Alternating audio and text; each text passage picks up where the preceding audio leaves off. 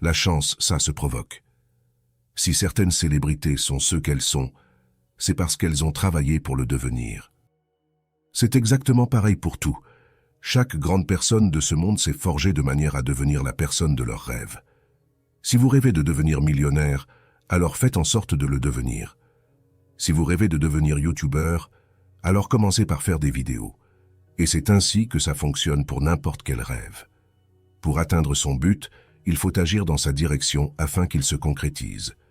S'il reste dans votre tête, alors il ne restera qu'un rêve. Pour se désintoxiquer de la dopamine, il faut déjà en avoir l'envie. Je vous parle de la réelle envie. Celle-ci se définit par de la détermination.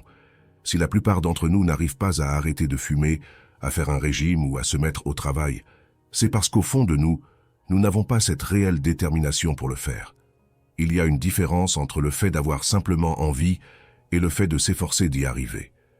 Si vous partez dans l'objectif d'essayer, vous n'y arrivez sûrement pas. À l'inverse, si vous visualisez un point à atteindre dans votre tête et que vous vous dites que vous allez l'atteindre coûte que coûte, vous l'atteindrez forcément à un moment donné. C'est ça la détermination.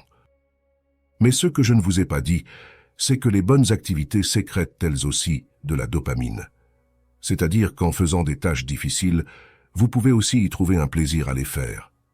C'est de cette manière que les plus grands entrepreneurs deviennent ce qu'ils sont, parce qu'ils ont appris à aimer ce qu'ils faisaient. Donc en réalité, ils prennent plaisir à travailler car ils prennent plaisir à accomplir leurs rêves. Mais la raison pour laquelle ce n'est pas si simple, c'est parce que les activités gratifiantes procurent généralement un plaisir instantané, tandis que l'autre est basé sur un sentiment de plaisir à long terme, qui s'obtient par la visualisation de son objectif. C'est-à-dire que les réseaux sociaux vous provoqueront un pic de dopamine instantanément lorsque vous les utilisez, alors qu'à l'inverse, en travaillant dans l'objectif d'atteindre vos objectifs, vous allez prendre plaisir à vous imaginer réussir et à vous voir vous rapprocher de vos rêves. Dans cette situation, la dopamine va principalement être sécrétée lorsque vous allez vous visualiser atteindre vos rêves. Mais comme vous travaillerez réellement dans l'instant présent pour les concrétiser, vous ressentirez cette sensation de plaisir permanente, car vous saurez que vous vous rapprochez réellement de votre but. Pour faciliter cette transition entre les bonnes activités et les mauvaises, vous allez devoir stopper ou limiter fortement vos distractions, afin d'éliminer de votre cerveau cette envie de dopamine rapide. En limitant fortement vos distractions, telles que les réseaux sociaux, la nourriture excessive ou la télévision, vous allez programmer votre cerveau à les utiliser qu'un certain nombre de minutes par jour. Par exemple, vous pouvez commencer par supprimer le fait d'aller sur les réseaux sociaux le soir ou le matin et de privilégier ce temps-là pour faire une activité qui peut vous rapprocher de vos rêves, comme le fait d'écouter des livres audio, lire des livres ou de travailler sur vos projets. L'objectif est de remplacer vos distractions par des activités utiles dans l'amélioration de votre vie. Car en faisant cela, votre cerveau va s'habituer à ces nouvelles sources de dopamine et finira par oublier les anciennes.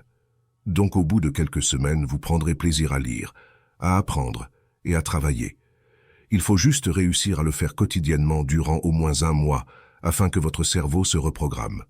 Comme pour vaincre toute mauvaise habitude, il vaut mieux d'abord la limiter plutôt que de l'arrêter complètement. Car en l'arrêtant complètement, vous risquez de vous décourager beaucoup trop rapidement. Il faut mieux faire les choses petit à petit, mais bien. Comme pour la cigarette, il sera beaucoup plus simple pour une personne d'arrêter de fumer si elle ne consomme qu'une cigarette par jour, plutôt qu'une autre personne qui fumerait un paquet entier.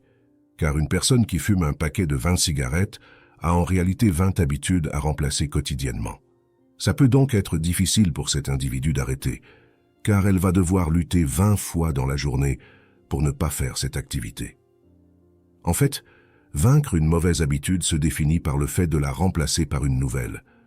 Par exemple, arrêter de fumer se résume par prendre l'habitude de ne plus fumer. Pour illustrer le conseil suivant, nous allons reprendre l'exemple d'un fumeur, mais vous pouvez remplacer la cigarette par n'importe quelle autre addiction, car le principe est le même pour tous. Donc pour qu'une personne arrête de fumer, il va falloir limiter son nombre de cigarettes par jour. Cet individu va devoir se dire qu'il ne fumera que 10 cigarettes aujourd'hui par exemple. Et le mot « aujourd'hui » a toute son importance, car il faut avancer au jour le jour. C'est une autre astuce psychologique pour éviter le découragement. Même si votre objectif est d'arrêter de fumer à vie, Bernez votre cerveau en vous disant intérieurement que vous arrêtez juste aujourd'hui. Puis le lendemain, vous vous direz pareil. C'est important car chaque jour suivant, vous deviendrez plus fort que le jour précédent. Il est toujours plus simple de faire quelque chose que vous avez déjà fait. C'est en avançant de cette manière et en continuant à limiter votre addiction davantage chaque jour, de plus que votre mauvaise habitude finira par être remplacée.